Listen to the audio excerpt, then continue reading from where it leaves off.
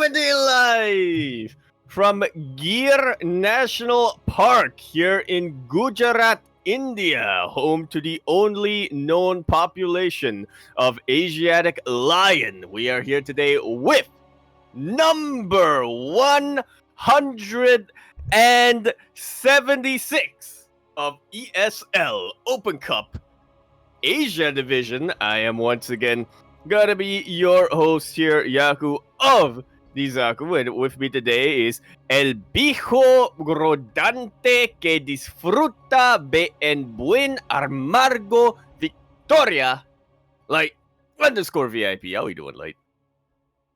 What's up, Yaku? Yes, it is great to be back here once again for another week of ESL Open Cup Asia. And once again, we are here on a Monday, not on a Sunday. The brand new time slot here for ESL Open Cup Asia.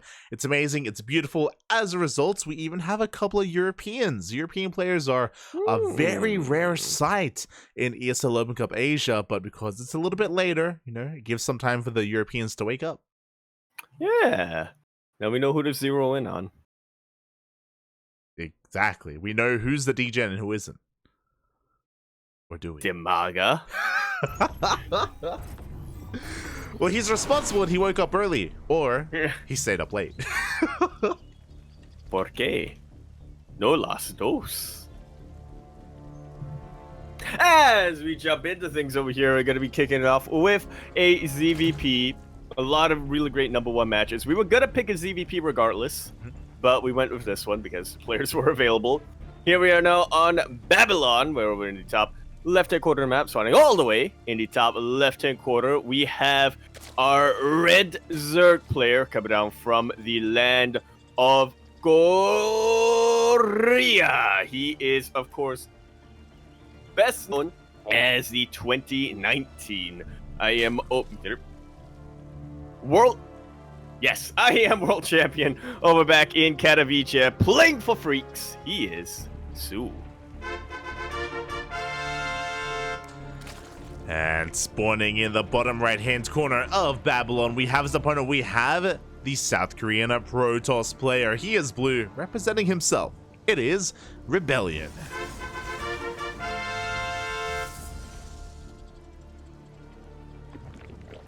soO is definitely a player who I myself have been trying to keep my eyes on, but yeah, unfortunately haven't really been able to catch him in too much. I know he does play in a lot of online events, but somehow I just never somehow I never get to cast or even just watch him live, and then I realize I have to scrub through a whole bunch of odds, and I'm like, I'll do that, and I just never do.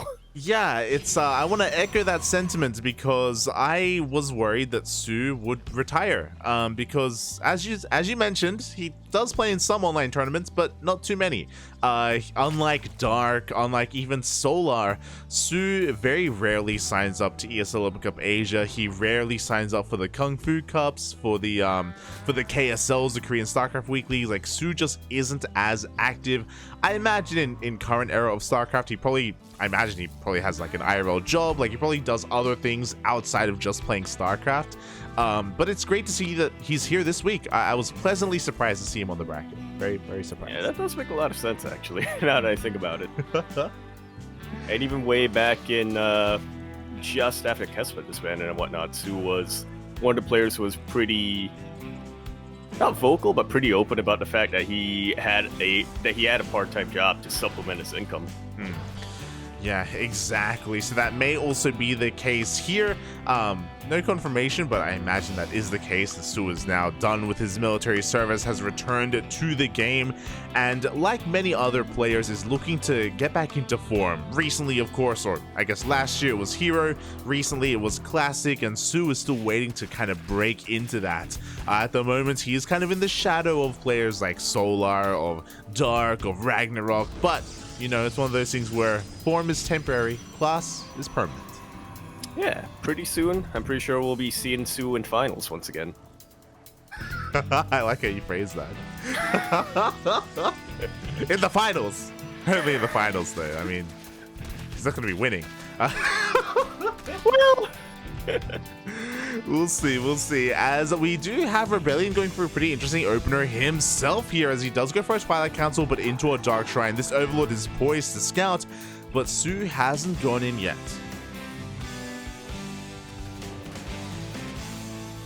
Yeah, playing it very cautious here with this Overlord for some reason. I mean, obviously there is a stalker there, but I feel like a lot of Zerg players do just find it worthwhile to send the Overlord in regardless, to even if it goes down, to get a little bit of confirmation. soO scouts the Twilight Council, but hasn't scouted the Dark Shrine yet, so he's playing it safe. He is getting a bunch of Spore Crawlers back home, and also getting a Roach Warren, because in his eyes, it's either Glaive to Depths or it's DTs. Yeah, exactly. Or it's porque no los dos.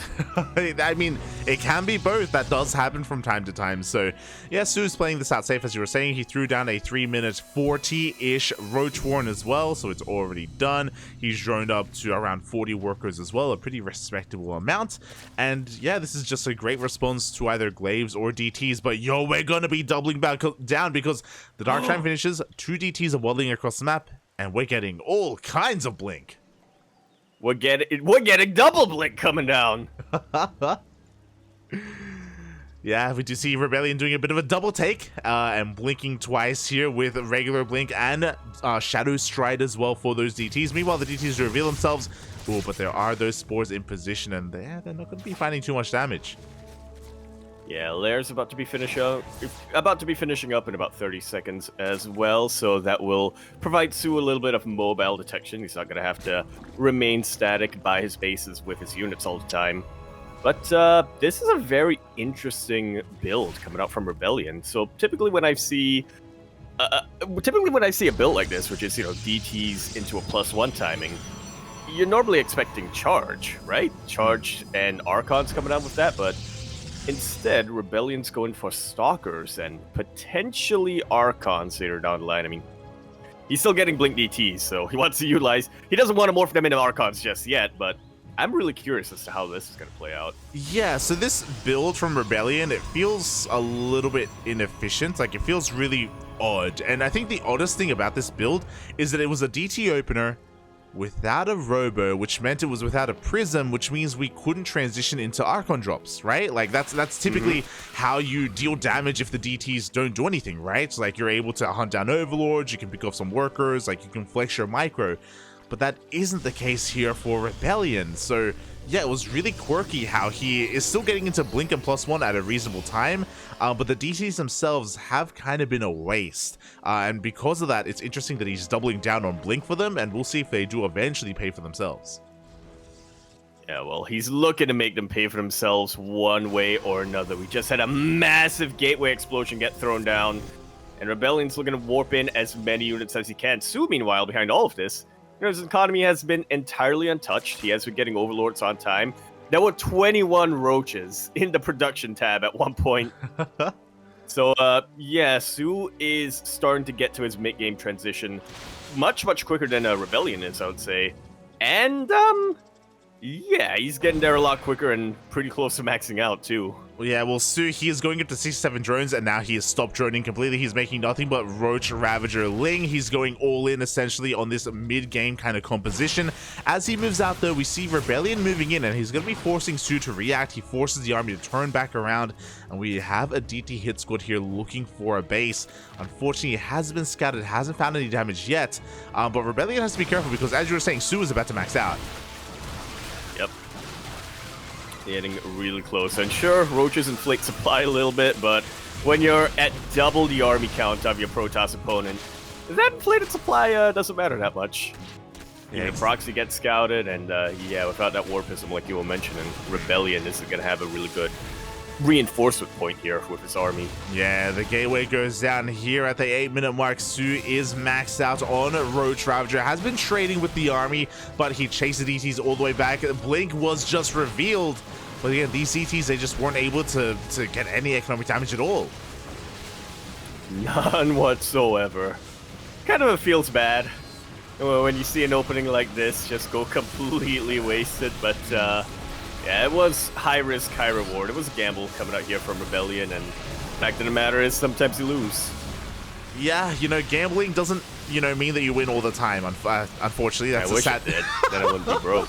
Oh, Smooch, papi. Wouldn't have lost all my money. Would have lost all our channel points in the predictions. As we do see the Cybercore being sniped towards the end there as well, so only Zealots can be warped in to defend. We see the army crashing onto the third base as well. The DTs were cleaned up. There was plenty of detection available, and GG gets called. soO takes game number 1. soO pretty much just doing what he does best in that game, macroing hard. It definitely helped that ReBellion's opening kind of fell on its face. It kind of fell on its face a little, but yeah, it was just a really solid economic game coming out from soO.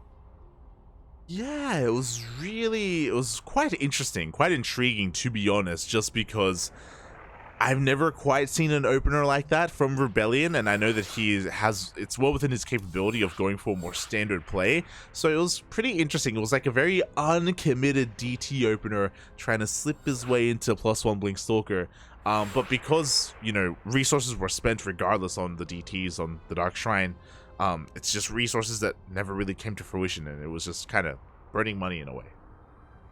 Yeah, it really looked like ReBellioN was trying to hit a really strong anti-timing with that build. He was getting +1 pretty early on, and he was getting a forward gateway pretty close to soO's bases. You could tell that those DTs weren't just meant to try to take out a base or try to get some economic damage. The second round of DTs, I mean, the first round of DTs was 100% meant to kill drones. But the second round of DTs were also kind of meant to just distract the army of soO so that the major stalker force can come in at a different angle. And not gonna lie, I was kind of spooked when I saw that. I was like, oh, soO wasn't expecting this. But then I realized soO was still pumping out roaches regardless, so no matter what happened, he'd still have an army there to defend. Yeah, exactly. You know, he's like soO, as you were saying, his macro was pretty intense that game. Nothing really was able to slow him down. But he maxed out by like before 10 minutes. Yeah, it was a sub 8-minute max out. It was like 7:55 or something. And to be fair, he was losing roaches because he was trading against like the stalkers at the time, so he probably could have maxed out even earlier. But there we go, game 2, bud. Indeed, and it is going to be here on Gräsvan. We're in the bottom right-hand quarter of the map, spawning all the way in the bottom right-hand quarter. We, of course, have our red Zerg player coming out from the land of Korea, playing for the Freaks. You may have thought, based on his style in game number 1, that he was Stefano, but no, in fact, this is soO. And spawning in the top left-hand corner of Gräsvan, we have his opponent. We have the South Korean Protoss player. He's been around the block for quite some time. You may know him as Gyolzing, but he is ReBellioN.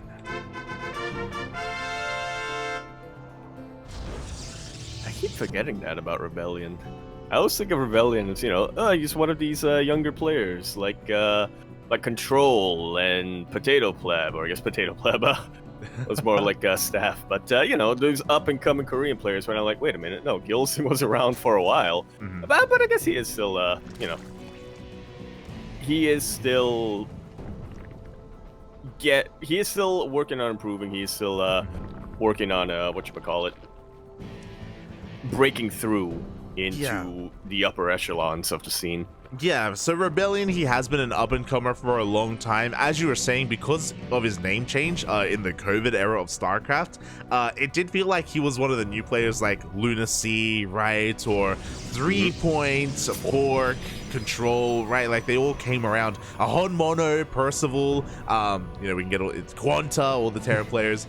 They all like, they all started taking things seriously in 2020, you know, during the COVID era of StarCraft. That was when ReBellioN did go for the name change. So it does feel like, you know, they kind of came together, but yeah, it's sometimes easy to forget that Gyolzing has been around since, you know, early Legacy of the Void, even late Heart of the Swarm.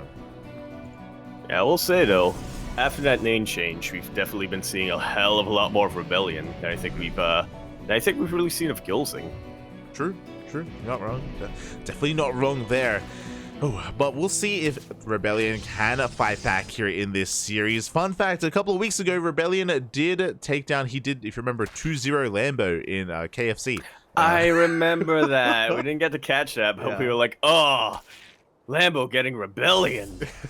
Lambo getting KFC'd as usual. That was 1 week where he didn't get the worst possible opponent in the first round. And he lost anyway. And then he lost to Kelliser, yeah.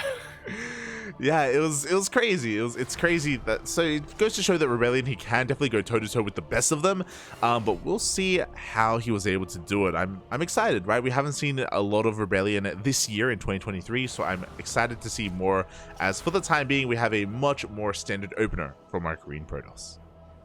I was gonna say it was still early in 2023, but then I realized we're almost at June.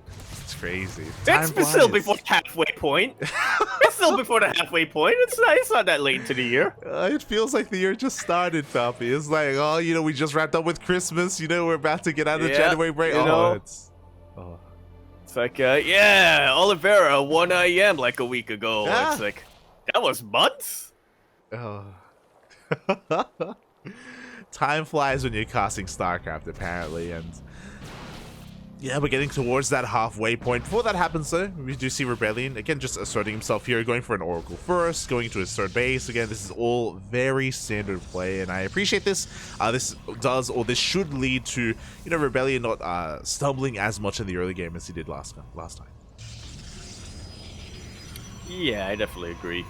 I was hoping after the Oracle took out the Overlord, he just threw around a Dark Shrine after that, but I guess he doesn't have a Twilight Council yet, so that's not exactly possible. This is a much standard Oracle into Gateway style. I say standard, but I believe there are only two. Okay, there are two Oracles.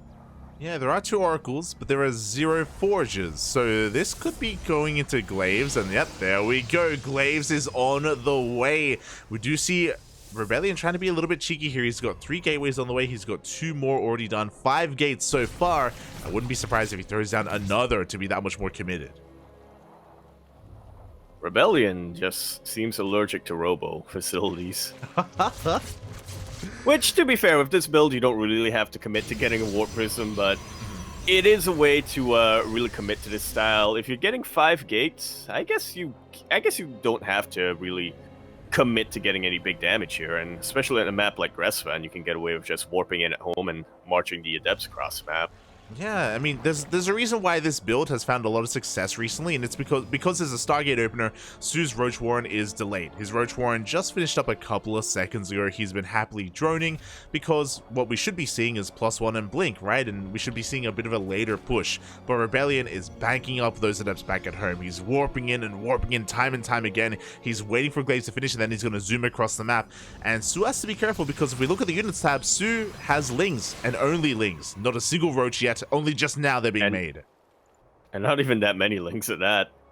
He scouts the Adepts, but it may just be too late. 8 Roaches should be out, or at least they should have finished producing by the time these Adepts get into mineral lines, but it's still going to take a while for them to really get into position to really threaten the Adepts. And here we go, the Adepts, they do commit to the shade in towards the third base of Roaches. They pop out just in time. Again, 0 Roaches were ready for this push when it went out across the map, but soO has reacted just barely in time. He doesn't commit to the shade, hasn't killed any workers yet either. I believe he got a Queen. He's going for the stage trap, but oh god, it's going to go down. Oof. Yeah, the Oracle did get sniped purely by the Spore Crawler. It didn't even matter that 1 Queen died. Exactly, and soO has been able to get away with so much greed here again, just not making any Roaches until the last second.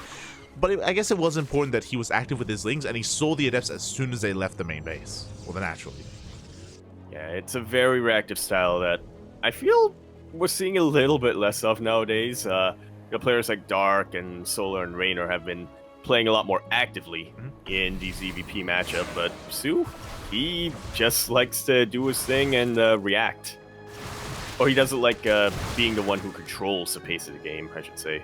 It's how soO did it back in the day, and he's trying to bring it back here into the current meta. And I mean, it worked out really well for him. You can see soO at a pretty healthy drone count. We've got our 4th base on the way. We're going to be taking up a little bit further and going into Ling, Bane, Roach, Ravager, and as a result, now ReBellioN is a little bit behind. He invested quite a lot into those Glaive Adepts, and he didn't really deal any economic damage. He killed a couple of Queens. He killed 2 Queens and some Lings. Yeah, which ordinarily would be pretty big damage, but at this point, soO has already remade those queens.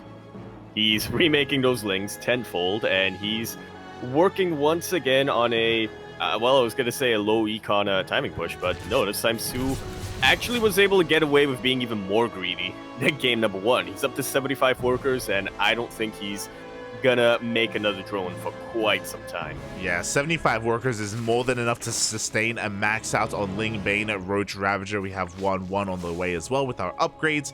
And ReBellioN can't really be active, you know, just because it's taken him so long to get Blink and get +1. Finally, he does have those upgrades, but it's gonna, you know, be a while before he can really assert himself. Yeah, and while all this is going on, soO is doing something that I rarely see from him. He's throwing down an infestation pit. Like, hey, he's gonna get out of lair tech. It's crazy. We'll see how he gets there, as we do see ReBellioN supply blocking soO a little bit, but he is gonna be getting surrounded here. soO, as he does push on forward here, kind of locking him into this corner of the map. Yeah, Lings are able to stream on in and get a pretty good surround on these stalkers. Banelings are kind of streaming a little bit behind. ReBellion's attempting to cut off or split this army in half with a couple of reinforcing stalkers, but in the end, all that happens is he takes damage left and right. soO will have to rebuild a little bit before he's able to commit to a push, but considering how many hatcheries he has, considering how consistently he's been able to inject those hatches, it shouldn't take him too long to remax. Yeah, it really shouldn't, as we do see him just pushing on forward, breaking down these rogues, even detonating some Banelings because he just doesn't care. We have a Hive on the way behind this 5th hatchery as well, and it's going to be on ReBellioN to try to hold on to his 4th base. He's got 1 shield battery so far. He's got a 2nd on the way. We'll see if that's going to be enough. Yeah, shield battery is in a pretty vulnerable position as well. Immediately gets sniped, not even by the Ravager Biles, but by the Roaches. So that is a battery overcharge that didn't work out in the end. 13 probes go down, and soO's army is starting to thin out a little bit, but once again, the creep is already on ReBellion's side of the map. We're on Gressvan, and soO has been injecting like what's the safe for work metaphor I can use here? Injecting like a nurse. Let's go. Yeah. And his army's already across the map. He's just... yeah, I'll leave it at that. Just like a nurse. As here we go. soO's going to be pushing on forward, looking to remax once again. The shield batteries have not been remade. Only a single shield battery is ready for this. And the Banelings, they just run past these stalkers. They go straight to the mineral line. And they're going to crash into the stalkers anyway. Everything is dying, including that Nexus. Yeah, nothing is left. We even bottled down the Oracle as well. ReBellioN. Another 13 probes went down. Yeah, ReBellioN, he tried to be a little bit cheeky with his Glaive Adept follow-up push, but we saw it just didn't deal enough damage. soO, with his reactive play, was so on point. He barely lost anything across the map, and now ReBellioN is just struggling to hold on here. He has been able to sneak out of 5th base, but no, immediately he gets cancelled. Yeah, he was able to seek it out until he got caught, which was pretty much immediately. Yeah, exactly. And now ReBellioN, he's stuck on 3 bases. He's going to try and get a 4th here towards the center of the map, but soO is basically remaxed at this point. And hey, he's even making use of that Hive, even working on those Hive upgrades. What? Huh? That was a kill and not a cancel on that building Nexus. ReBellion's going to get a couple of free units here, but he's going to need a lot more than just a couple of free units here and there. He needs the entire supply for nothing. Yeah, he needs everything right now, and unfortunately there's no real comeback units available for ReBellioN. Like, there are no Disruptors, there's no Colossi, there's no DTs or anything like that. So, like, there are definitely ways to come back from a deficit, but pure Blink Stalker, it's gonna be a tough ask. Yeah, especially when Lings and Banes are already surrounding you, when you've already run out of room to retreat. GG is called, and soO will take that series 2-0.